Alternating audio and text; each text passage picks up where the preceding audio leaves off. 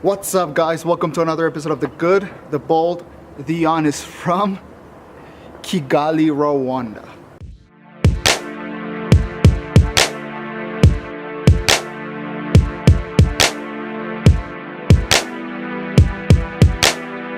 So I am here on my last day of a 21-day trip. It pretty much covered four different countries. This started.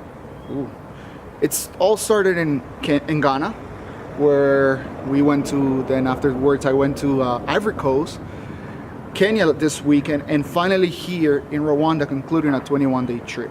It's been an amazing trip. I took part of two different meetings, very important meetings. I got to experience different cultures here in Africa and the different countries that I work with. I got to experience really cool people. I met I met new people that I never met before. I enlarged my relationship with the ones that I already knew. I learned so much about different things, different areas like leadership, ministry, serving, all that. And I actually got the opportunity to go do an outreach. And this is what I want to talk to you about today, like this moment right here, standing right here.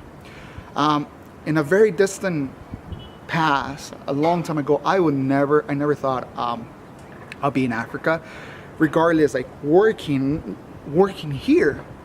And I sat down when I had the chance to actually sit down and think about this and say, wow, I don't think I was ever ready to be doing what I'm doing right now. But I do want to serve the Lord. And I was never ready. I can tell you, I didn't have any ministry background besides, serving in my church. I don't have any missionary background. I don't have any, my parents are not missionaries, or I don't come from a line of missionaries. I'm just a guy with a desire to serve the Lord. And one of the biggest mistakes we can make in life is to believe that we have to be ready to do something. Like waiting to be ready is one of those things that is just usually never going to happen. In most cases, opportunities are just going to come by, and it's a moment of whether you take it or you don't. It's not a moment as whether I'm ready or not. It's just like that. People are always, and I've seen it in many of my friends and in my own personal life, that we're waiting to be ready for something. Like I talk to various people that have actually watched these vlogs and have seen me travel and say, wow, I would love to do what you're doing, but I'm not ready. And it could be many reasons. It could be financial reasons. It could be because they don't believe they are where they are, or situations at home or with your wife where you're waiting. You're never gonna be ready. It's like I learned this. I was never ready to get married. I was never ready to have kids. I was never ready to be here. But here I am today. And when we wait for that sweet moment, that sweet spot, is at that point where we usually lose the opportunity that God has for us. God is not about having people being ready. And when I think about it deeply, I think about like someone like Moses. Moses was like the guy, if you know the story, if you see that this guy goes out and like kills an Egyptian, and he flees away for like 40 years, and God comes back and say, hey man, you need to go back. He wasn't ready for that. I believe in the verse in the Bible that says faith without works is dead.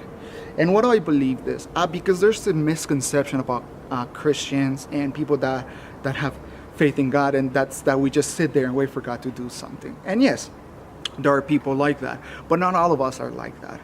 God really called us to get up and do something. So like I said, faith without works is dead. That means that God is going to do when we start doing something. If you have faith and if you want to do something, whatever it is, whether it's a financial goal, whether it's a family goal, whether it's a career goal, whether it's a ministry goal, whether it's like, hey, I want to be there serving children or serving adults or serving people, it's all a matter of taking that and put it into work. Look, you're never going to be ready. You're never going to be prepared to live what it's lived here. You're never going to be prepared to read all the books that you have to read. You're never going to be prepared for the first year of marriage. But I can tell you this, that if there's a desire in your heart, God will do it. And I will leave you with this. Very seldom opportunities come knocking your door. I believe, and I've seen that opportunities mostly happen when we actually start moving forward. If we are the type of people that want to accomplish something and we sit there and wait for things to magically happen or fall in our laps, they never will. And honestly, they never will. But if you really want to do something, you need to get up and look for those opportunities. You need to get up and go knock on doors and see what's out there for you. Money cannot be an issue. Your current situation cannot be. Your emotional situation cannot be an issue.